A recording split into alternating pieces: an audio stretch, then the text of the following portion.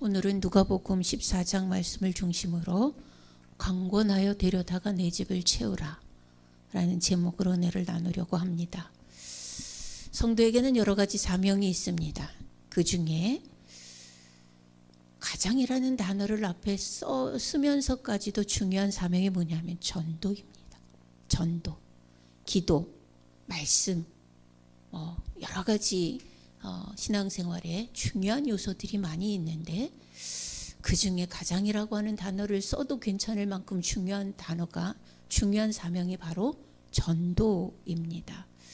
예수님도 마가복음 1장 38절에 보면 이르시되 우리가 다른 가까운 마을들로 가자. 거기서도 전도하리니 내가 이를 위하여 왔노라. 이렇게 말씀하셨습니다. 예수님도 세상에 오신 이유가 전도였다라고 볼 수 있습니다. 오늘 본문은 예수님께서 비유로 말씀하신 내용입니다. 주제가 뭐냐면 전도입니다. 전도. 다른 말로 표현한다면 강력한 부르심, 이렇게 이야기할 수도 있겠습니다. 자, 전도는 어떤 의미가 있는가? 첫 번째는 예수님의 부르심은 준비된 잔치다라고 하는 거예요. 전도는 잔치에 초청하는 거예요.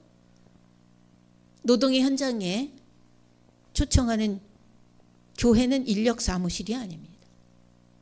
전도는 잔치에 초청하는 거다. 자, 15절부터 17절 다시 한번 보시겠습니다. 같이 읽어보죠.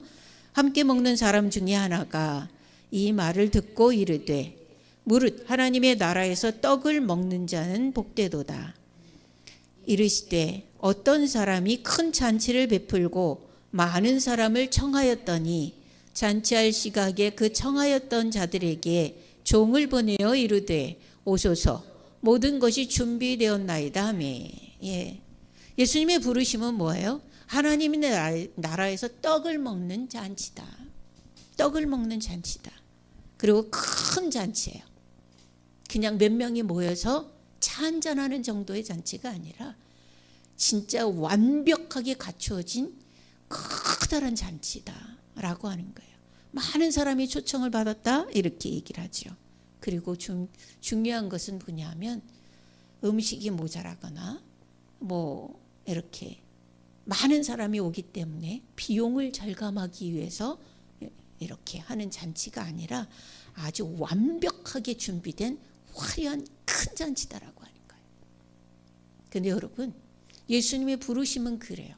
이건 천국 잔치뿐만 아니라 예배도 그렇습니다. 오늘 예배도 주님의 부르심에는 큰 잔치예요. 주님은 먹을 것을 준비하셨어요. 종의 입을 통해서 이렇게 먹을 것을. 우리는 잔치를 즐기고 있나요? 예수님을 만나서 기쁨이 있나요? 네. 준비된 잔치예요. 마음껏 드시고 편안하게 주님과 이야기하고 가시면 좋겠어요. 네. 자, 그 다음에 이제 두 번째는 뭐냐면 이 잔치는요, 어떤 경우에라도 파행되지 않는다. 연예인들이 공연을 준비를 하죠. 근데 대부분은 어떤 일이 있어도 진행이 되지만 큰 천재지변이 있다거나 사고가 있다거나 손님이 없으면 그거는 깨지더라고요. 얼마 전에 이승기라고 하는 가수가 미국 투어를 준비를 했는데 하나도 못하고 그냥 돌아왔어요. 그거는 뭐냐면 표가 팔리지 않아서 그래요. 근데 예수님이, 하나님이 준비해 놓으신 이 천국 잔치는요, 사람이 없다고 파행되지 않아요. 없을 수 없어요. 너 아니면 그 자리에 다른 누가 들어가요. 그러니까 초청을 받고 주님의 부르심을 받았을 때에 기쁨과 감사로 그 자리를 즐기는 것이 내게 복인 거예요. 자, 18절로 20절에 보면 예수님이 부르셨는데요, 거절하는 사람도 있어요. 근데 가끔 있는 게 아니라 많아요. 교회 오라고, 예수님 믿으라고 얘기를 하는데 다 와요? 안 오잖아요. 또 내가 골라서 전하기도 하잖아요. 이게 문제인데 그런 사람이 많아요. 18절로 20절 다 같이 읽어봐요. 시작. 다 일치하게 사양하여 한 사람은 이르되 나는 밭을 샀음에 아무래도 나가 보아야 하겠으니 청컨대 나를 양해하도록 하라 하고, 또 한 사람은 이르되 나는 소 5겨리를 샀음에 시험하러 가니 청컨대 나를 양해하도록 하라 하고, 또 한 사람은 이르되 나는 장가 들었으니 그러므로 가지 못하겠노라 하는지라. 아멘. 18절 처음의 단어가 뭐예요? 다 일치하게 사양하여. 다 일치하게 사양하여. 많은 사람이 다 똑같아요. 핑계는 다 다르지만 다 똑같아요. 이 내용은 이스라엘의 구약을 배경으로 해서 볼 때 정당한 거절의 사유가 되기도 해요. 전쟁이 났을 때 밭을 사서 아직 소출을 보지 못한 사람은 군대 안 나가도 돼요. 그리고 소를 샀는데 시험하여 보지 않았으면 시험을 해야 돼요. 그리고 아직 장가를 갔는데 아직 신부를 맞이하지 않았으면 군대 안 나가도 돼요. 이게 구약의 법이에요. 요 핑계를 대는 거예요. 핑계라고 하는 것은 언제나 그 사람에게 정당하죠. 정당합니다. 핑계는 정당해요. 다른 사람이 받아들여 주든 안 받아들여 주든 자기는 정당해요. 그게 핑계예요. 그런데 중요한 것은 잔치 자리에 들어가지 못하나 그 핑계를 대는 사람들 때문에 이 잔치가 파행되지는 않는다. 취소되지는 않는다는 거예요. 주님의 부르심에, 주님의 초청에 거부하는 사람 분명히 있어요. 그리고 많아요. 잔치에 들어가지 않으면, 응하지 않으면, 부르심에 응하지 않으면 그건 거절이에요. 우리가 아무리 예수님을 마음에 영접하고 예수님의 말씀대로 주님의 영을 받아 주님의 마음으로 살지 않으면 천국하고 관계 없어요. 그러나 초청받은 사람이 거절한다고 해도 그 잔치는 물러지지 않는다. 없어지지 않는다. 라고 하는 거예요. 그런데요, 참 배 아프게도 내가 거절했는데 나보다 더 나은 사람이 들어갔으면 한편으로는 다행이다. 뭐 그럴 수도 있지, 그렇겠지만요. 그 잔치 자리, 그 화려함과 그 복된 자리, 그 정말 행복하고 즐거운 그 자리를요, 내가 거절했는데 나보다 훨씬 못한 사람들이 내 자리에 들어가 주인공 노릇을 하고 있다면 어떻게 했어요? 우리 21절로 23절 다시 읽어볼게요. 시작.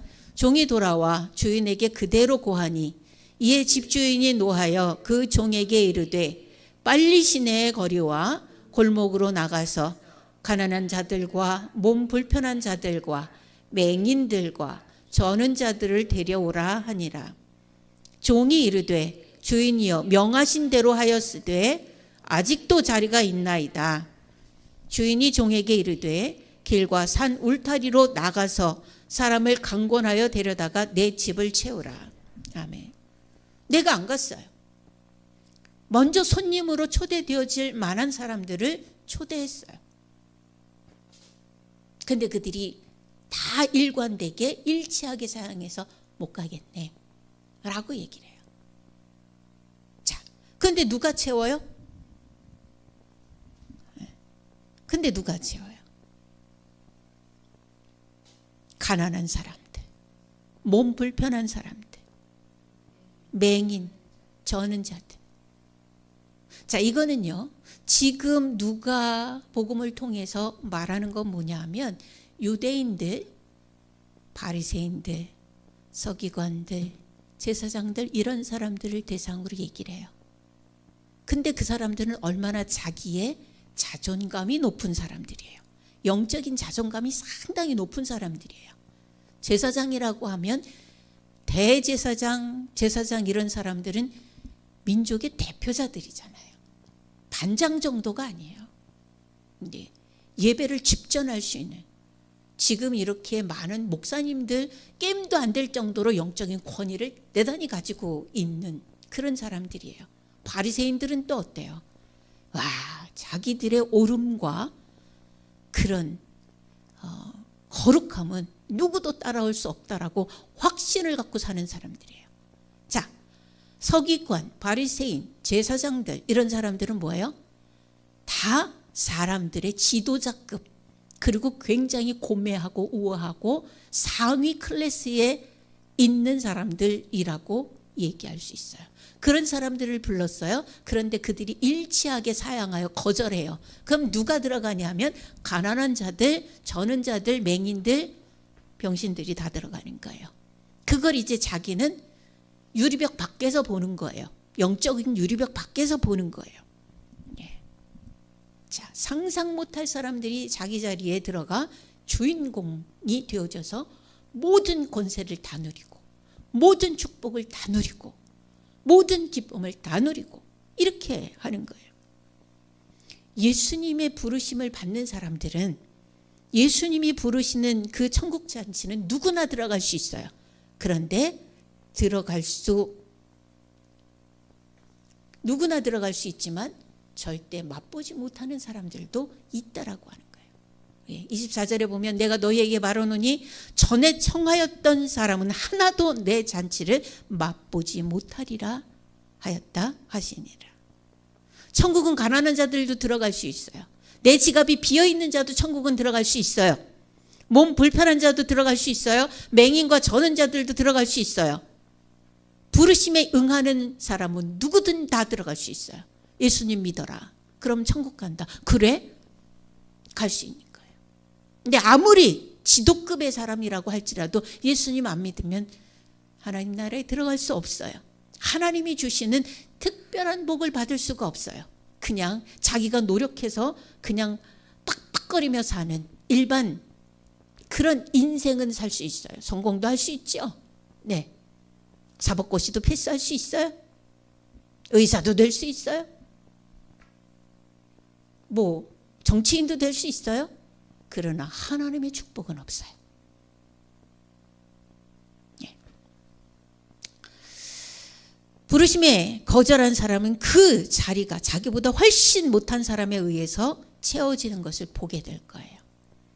그리고 아무리 후회해도 그 결과는 바뀌지 않아요. 아무리 후회해도 그 결과는 바뀌지 않아요. 자, 중요한 것은 이제 전도에 대해서 얘기를 하고 있는데 전도는 뭐냐? 전도는 어떻게 만드는 거냐? 전도는 어떤 기능을 가지고 있느냐? 내가 만약에 안 믿는 남묘옥이라고 하는 사람에게 전도를 한다. 그러면 남묘옥에게는 어떤 일이 일어나는 거냐? 나는 어떻게 되는 거냐? 첫 번째는 뭐냐면 회개의 역사가 일어납니다. 회개의 역사가. 마태복음 12장 41절 한번 찾아보실까요? 마태복음 12장 41절. 같이 읽습니다. 시작. 심판 때에 니느웨 사람들이 일어나 이 세대 사람을 정죄하리니 이는 그들이 요나의 전도를 듣고 회개하였음이거니와 요나보다 더 큰 이가 여기 있으며. 아멘. 누가복음 11장 32절도 봅니다. 같은 내용이지만 한번 봅니다. 누가복음 11장 32절. 시작. 심판 때에 니느웨 사람들이 일어나 이 세대 사람을 정죄하리니 이는 그들이 요나의 전도를 듣고 회개하였음이거니와 요나보다 더 큰 이가 여기 있느니라. 아멘. 자, 요나가 니느웨 성에 전도했어요. 무슨 일이 일어났어요? 회개의 역사가 일어났다. 뭘 회개해야 될까요? 하나님 없이 사는 삶. 인생에 주어진 시간들을 네 마음대로 사는 삶. 예레미야 2장 기억하시죠? 웅덩이를 팠는데 평생 터진 웅덩이만 파고 앉아있어. 그게 뭐예요? 인생 낭비, 시간 낭비. 그걸 우리는 소신이라고 얘기를 해야 돼요? 평생 터진 웅덩이 물 안 나오는 데만 골라 파는 그 평생의 그 짓을 하는 것들을 보는데 그거를 참 줏대 있다고 해야 될까요? 성경은 그렇지 않아요. 성경은 하나님이 주신 시간들을 참 효과 있게 쓰기를 기대하십니다. 효과 있게 쓰기를 기대하세요. 그 시간을 가지고 하나님의 영광을 드러내기를 기대하세요. 그 시간을 가지고 사단을 결박하는 그 권세 있는 삶을 살기를 원하세요. 그런데 자기의 소신만 가지고 시간을 낭비하며 하나님과 전혀 관계없는 일만 하고 산다. 성경은 그것을 일컬어 죄라고 정의합니다. 그런 부분들에 대해서 회개가 일어나는, 예수님 만나면 내가 이게 이렇게 살면 안 되는 거구나, 이게 되는 거죠. 예. 하나님을 알면 하나님의 백성에게도 이렇게 대하면 안 되는 거구나, 이거를 하나님께서는 기대하신 거예요. 그랬는데 니느웨 성에 그 역사가 일어났어요. 나중에 아수르가 이스라엘을 멸망시킬 때 하나님과 하나님의 백성을 어떻게 다뤄야 되는지 그들은 그때부터 알게 되어진 거예요. 하나님 그 준비를 하신 거예요. 이스라엘 백성들이 하나님 앞에 범죄해서 잘못했습니다. 그래서 하나님 심판하시고 멸망에 이르는 그런 것들을 허락하셨는데, 그래도 하나님 준비하신 거예요. 어떻게? 아수르 백성들, 특별히 니느웨의 백성들은 참 악독하거든요. 그런데 그 요나를 통해서 미리 하나님을 알게 하고 전도하게 해서 회개가 일어나고 어떻게 해야 되는지, 사람 대 사람을 어떻게 대해야 되는지 그때 알게 하신 거예요. 이런 회개의 역사가 일어난다. 여러분, 예수님 믿기 전하고 예수님 믿고 난 지금하고, 예수님하고 그냥 대면하고 살던 때하고 지금 친밀하게 살던 때하고 삶의 변화가 없다면 그거는 한번 점검해 봐야 돼요. 내가 이 정도 신앙생활을 하는데, 내가 이 정도 기도하는데, 내가 예수님의 이름을 부르는 사람인데 지금 내가 똑같이 살아? 그때랑 지금이랑 똑같아? 아닐걸요. 역사가 일어날걸요. 전도는 이런 역사가 일어나는 것이 전도예요. 회개가 일어나는 거예요. 한번 우리가 새로 전도받는다 생각하고 우리 한번 자신을 생각해 보면 좋을 것 같아요. 회개가 일어납니다. 회개의 기능을 가집니다. 두 번째는 뭐냐면 귀신을 쫓아내는 역사가 일어나는 게 전도예요. 안 믿는 사람은 뭐 미친 짓을 안 해도 어쨌든지 사단이가 쥐고 흔드는 인생을 살아가는 중이거든요. 근데 전도하면 뭐예요? 예수님 얘기하죠. 예수님 영접하지요. 하나님의 백성 되죠. 그러면 마귀는 거기 못 사는 거, 쫓겨나가는 거, 이게 전도예요. 마가복음 1장 39절에 보면 이에 온 갈릴리에 다니시며 그들의 여러 회당에서 전도하시고 또 귀신을 내쫓으시더라, 이렇게 되어 있습니다. 전도는 이퀄 그에게 역사하는 사단의 권세를 끊는 거예요. 그에게 역사하는 사단의 권세를 끊어요. 그 가정의 역사하는 사단의 권세를 끊어요. 그 가게에 흐르는 저주의 권세를 끊어요. 이게 전도예요. 그러니까 사람 살리는 게 전도인 거예요. 마가복음 3장 14절로 15절에 보면 그렇기 때문에 12를 세우시고 이는 자기와 함께 있게 하시고 또 보내사 전도도 하며 귀신을 내쫓는 권능도 가지게 하심이로라, 이렇게 얘기해요. 12 제자를 세우시고 함께 있으면서, 그러면서 전도하면서 귀신을 내쫓는 권능도 갖게 하려고 주님은 준비시키셨던 거죠. 여러분, 전도는요 그냥 우리 교회 나와 그 정도가 아니라니까요. 사람의 운명을 바꿔놓는 일이에요. 우리가 어려울 때 아주 정말 도움을 주는 사람들이 간혹 있죠. 도움을 받는 경우가 간혹 있어요. 우리는 그 사람을 좋은 사람이라고 얘기 안 하고요, 은인이라고 얘기를 해요. 전도는요 은인이 되는 삶이에요. 은인이 되는 거예요. 제대로 예수님을 믿기만 하면 그의 인생을 달라질 거기 때문에, 그의 인생은 달라질 거기 때문에 그건 은인이에요. 봐요, 귀신에게 휘둘리는 삶, 자기는 귀신에게 휘둘리는지도 모르고 그냥 허탄한 인생을 살아가는 거예요. 맴맴 돌면서.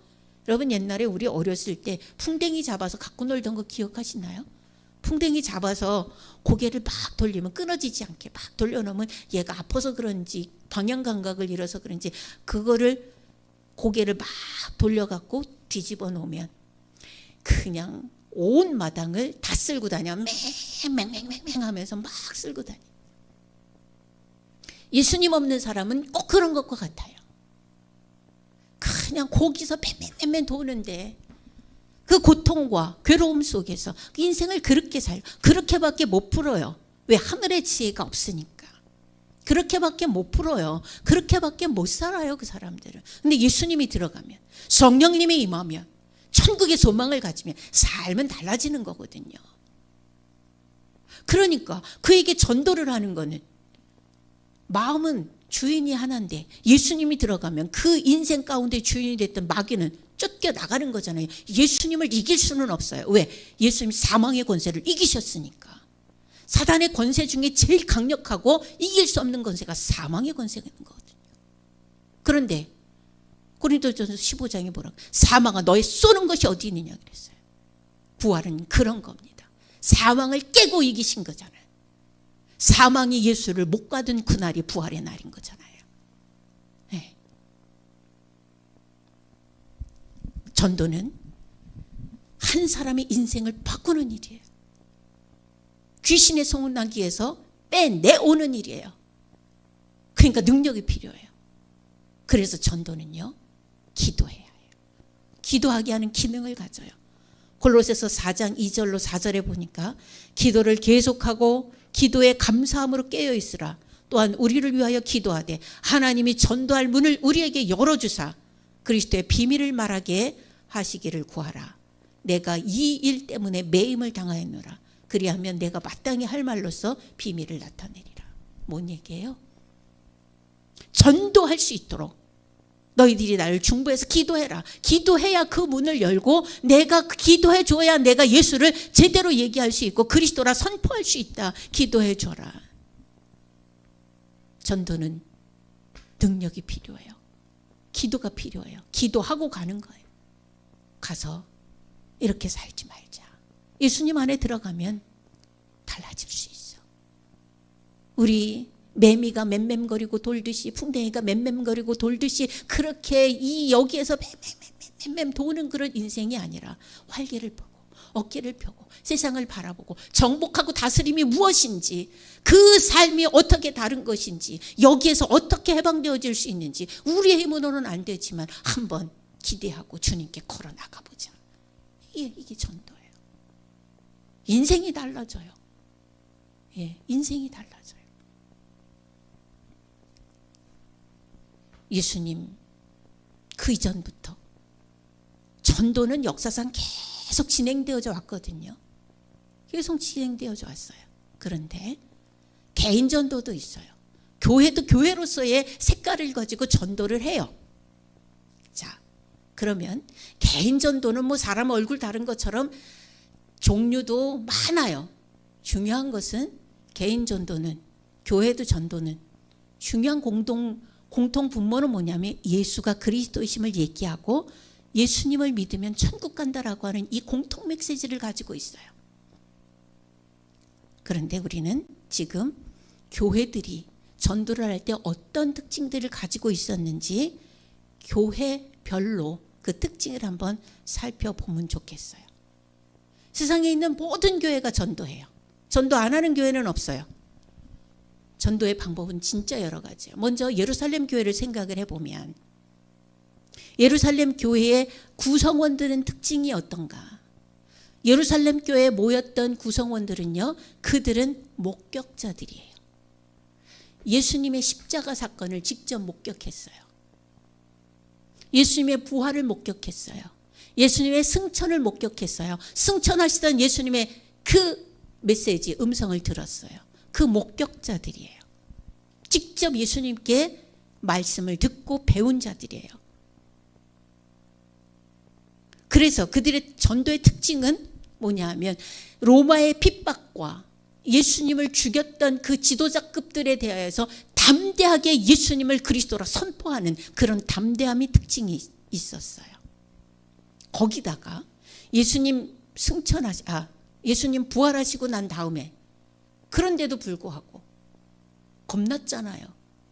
그래서 문을 꽁꽁 닫아 걸고 예수님 승천하시고 난 이후에 마가의 다락방에서 모여서 기도했어요. 120여 명이 모여서 기도했어요. 그러다가 뭐 받았어요? 성령 받았어요. 성령까지 받았어요. 목격했어요. 기도하는 힘도 있어요. 거기다 성령까지 받았어요. 어떻게 됐어요? 예수님의 하나님의 백성들이 됐어요. 그들은 자기의 가진 모든 것들을 다 팔아서 공동체 생활을 했어요. 서로 나눠 쓰고. 네. 이렇게 하면서 많은 사람들을 그 공동체의 생활의 그 멋진 모습들을 보면서 사람들이 많이 주께로 돌아왔다. 이렇게 사도행전 처음부터 얘기가 되어지고 있어요. 예. 그들은 전도하려고요, 집사를 따로 세우기도 했어요.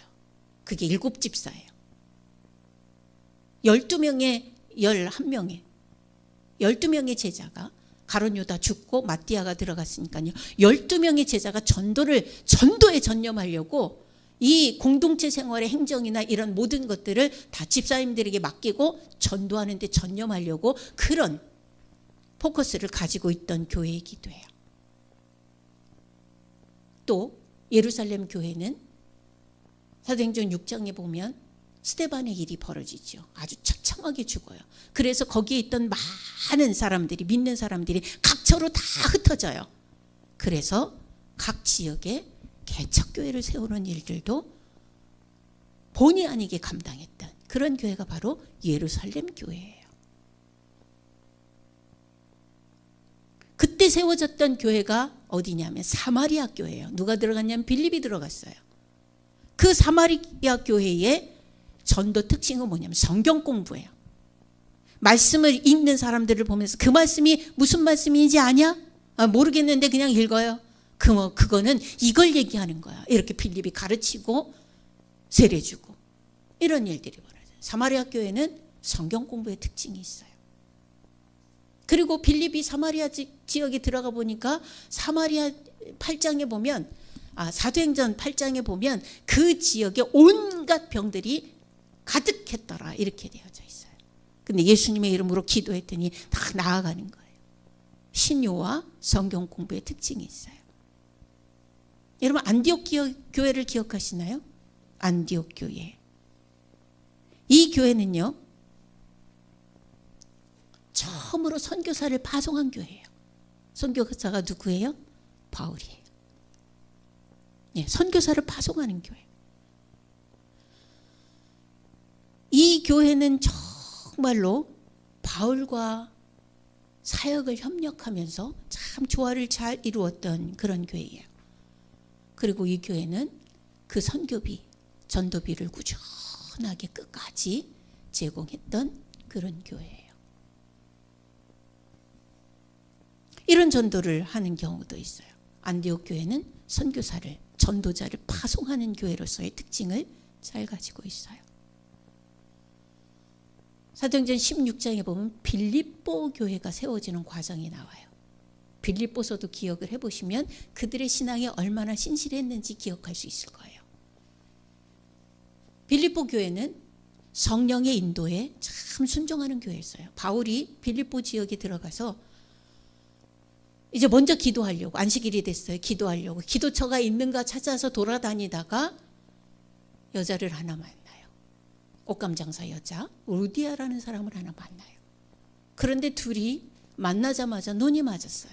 남자 여자로 눈이 맞은 게 아니라 영의 눈이 맞았어요. 그래서 그 여자가 얘기해요. 나를 주 믿는 자로 알거든 내 집에 와서 유하라. 그 집에서 기도하기 시작했어요. 그게 시작이 빌립보 교회예요. 성령의 인도에 순종하는 교회. 특별히 이제 그때 처음으로 여자에게 복음 전하고 여자들이 교회에서 활동하는 그 역사들이 드러나기 시작해요. 그게 특징이에요. 빌립보 교회는. 여자들에게 복음을 전하기 시작했고, 중요한 것은 가정을 중심으로 복음을 전하기 시작했다라고 하는 거예요. 여러분 고린도 교회도 아시죠? 고린도서 다 읽으셨을 테니까. 고린도 교회는 어때요? 고린도 지역을 생각해 보면 고린도는 굉장히 타락한 지역이에요. 그리고 신전도 많아요. 그것도 음란한 신전, 아데미상 같은 음란한 신전이 많이 있어요. 그래서 특징은 뭐냐면 아주 전도하는 기간이 오래 걸려요. 안식일마다 회당에서 말씀을 가르쳤고요. 성경을 예수가 그리스도라고 하는 그걸 증명하는 일에 중심을 두고 말씀을 전했어요. 이런 지역은 영적으로 깨야 될 것이 많기 때문에, 아까 그랬죠. 전도는 마귀의 권세를 깨고 그의 인생을 구해내는 119의 작업과 같아요. 예. 근데 너무 강력하고 너무 고착화되어져 있고 이러니까 고린도 지역은 전도하는 일이 무지하게 어려웠지만 오랜 시간을 들여서 계속 전도를 했어요. 그래서 세워진 교회가 고린도 교회예요. 우리가 잘 아는 에베소 교회는, 에베소 교회 역시 타락한 도시예요. 담대한 말씀의 선포가 있고 철저한 제자 훈련을 통해서 전도를 해요.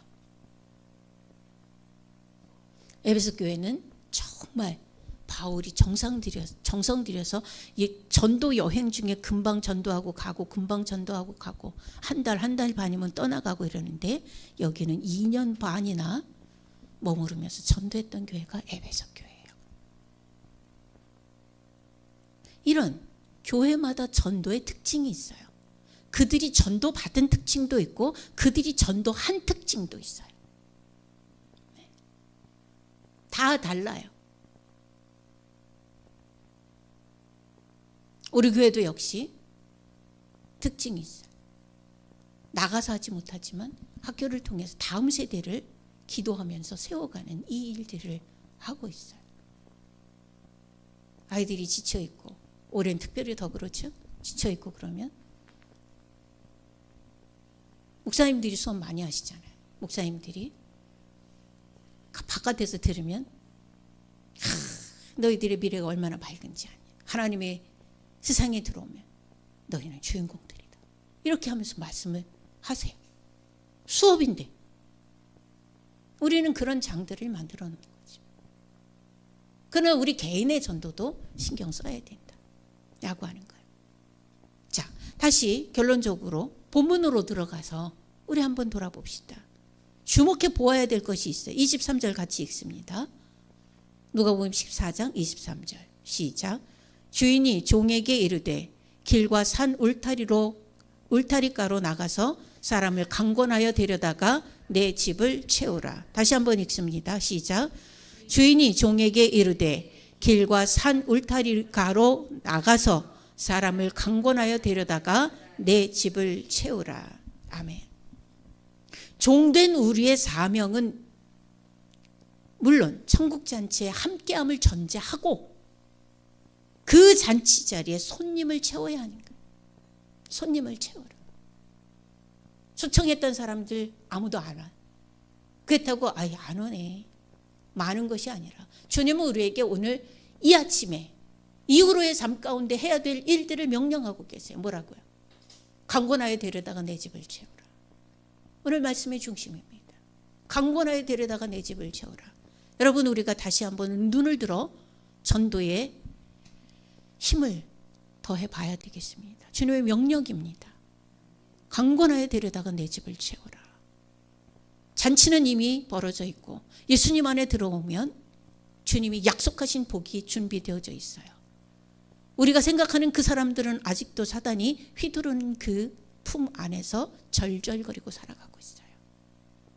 은인이 되어주시기를 바랍니다. 주님의 명령에 순종하는 살아있는 종이 되어주시기를 주님의 이름으로 축원합니다. 기도하겠습니다. 주님 감사합니다. 말씀하여 주시니 감사합니다. 이제 다시 한번 하나님 정신을 차리고 겸비하여 일어나 주님의 명령대로 강권하여 데려다가 주님의 잔치자리를 채우겠나이다.